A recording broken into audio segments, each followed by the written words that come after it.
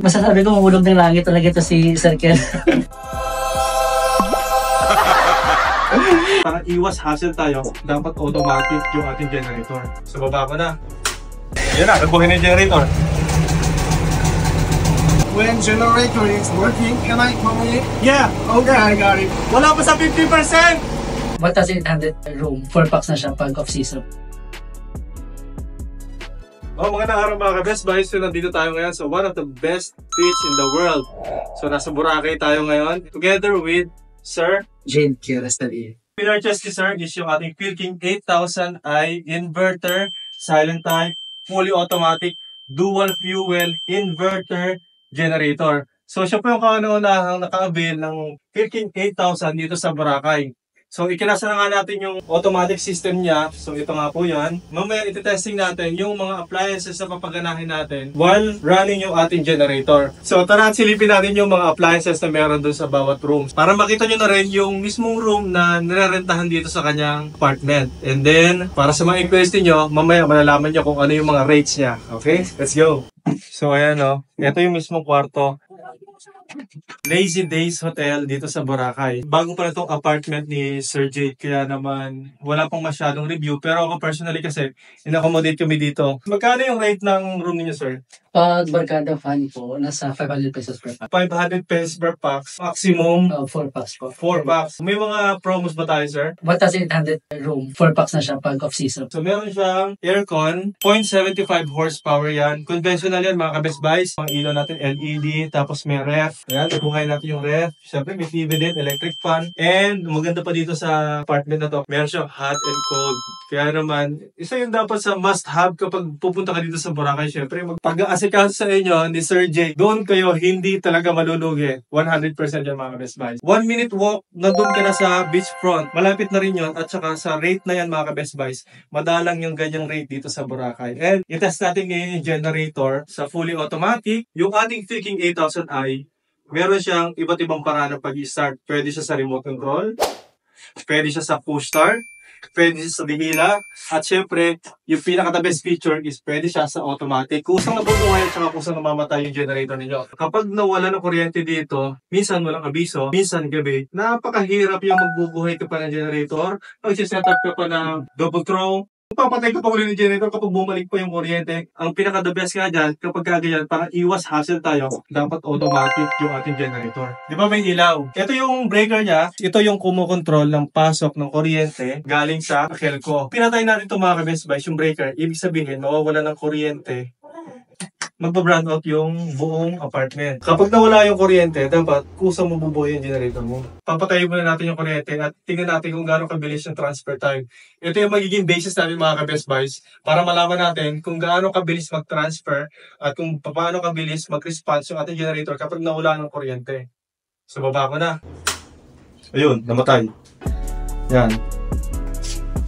So ngayon, abangan natin kung kaya. Yan na, nagbuhay na yung generator.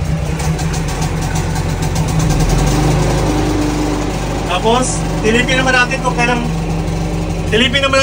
yan, may buhay na rin yung power ng generator dito. Kapag may load na mga ka-Best Buys, iilaw na rin yan. Ayun. Iilaw na.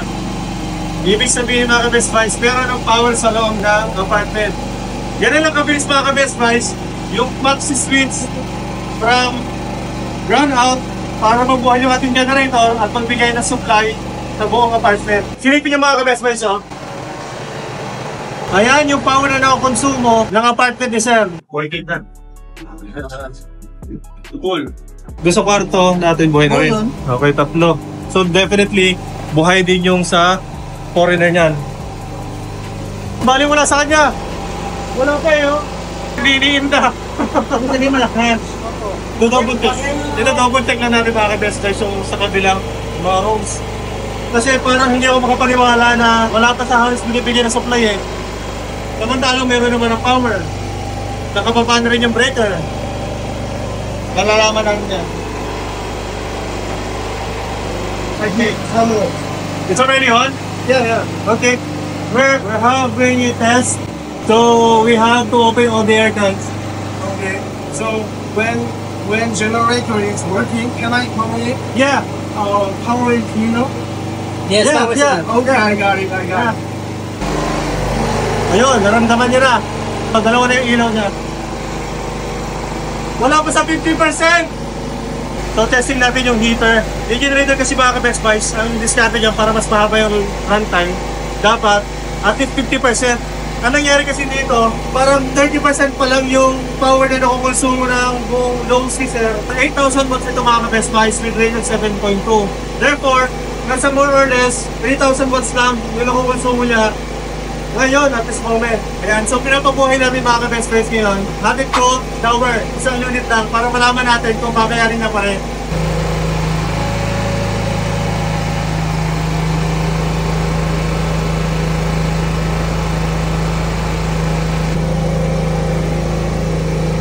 So ayun mga ka-Best Buys, so tingnan nyo, 3 bars na, ayun wala, nagpahinga. Ibig sabihin mga ka-Best Buys, almost 1 bar yung isang hot and cold. So, 4 siya, possibly kahit sabay-sabay, kakayanin niya. Tapos na tayo mag-load test. Ibalik natin ngayon yung power ng Elco. Ibalik natin ito mga ka-Best Buys. Oh. Ito, yung trigger. Ayan. Tapos, pag binalik natin yan, tingnan nyo kung may kurap yung ating ilaw. Yun, nagpahinga rin yung generator. Nakita nyo, hindi kumurap. Ibig sabihin mga ka-Best Buys, ganyan kaganda yung transfer nung generator power to Akelco. Tanyo, nung binigay na natin yung power ng Akelco, namatay naman yung ating generator. Ganda yung mga automatic systems natin dito mga ka-Best Buys, lalo na sa Philking. So, tingnan natin yung feedback ng ating kliyente na si Sir Kier dito sa ating generator.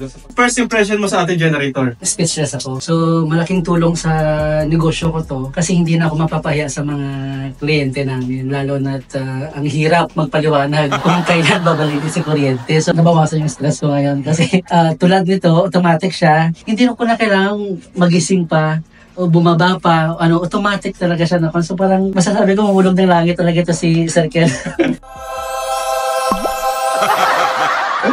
Salamat sa produktong to dahil malaking tulong talaga sa akin to. Lalo na sa Boracay laging brand out, no. Minsan abiso, wala abiso, minsan abiso pero matagal, whole day. Sa inaanyayahan ko rin yung iba pa na may mga maliit na negosyo katulad ko lang sa accommodation, no, sa hospitality na best buy talaga siya. Sinasabi ko indeed talaga best buy at hindi talaga kayo pababayaan. Kung kayo ay naghahanap talaga ng very accommodating at budget-friendly na apartment at pinaka-the-best yan mga ka-Best Buys, walang brand out kasi nga may automatic generator na to si Sir. Yes. So anytime na mawala ng kuryente, huwag na kayong matatakot kung kayo man ay nagbabalak na bumisita dito sa Boracay. Marami kasi mga taga Manila na stress sa syudad, so pumupunta sila dito, mag-rent, then work from home. So hindi sila maantala yung trabaho nila.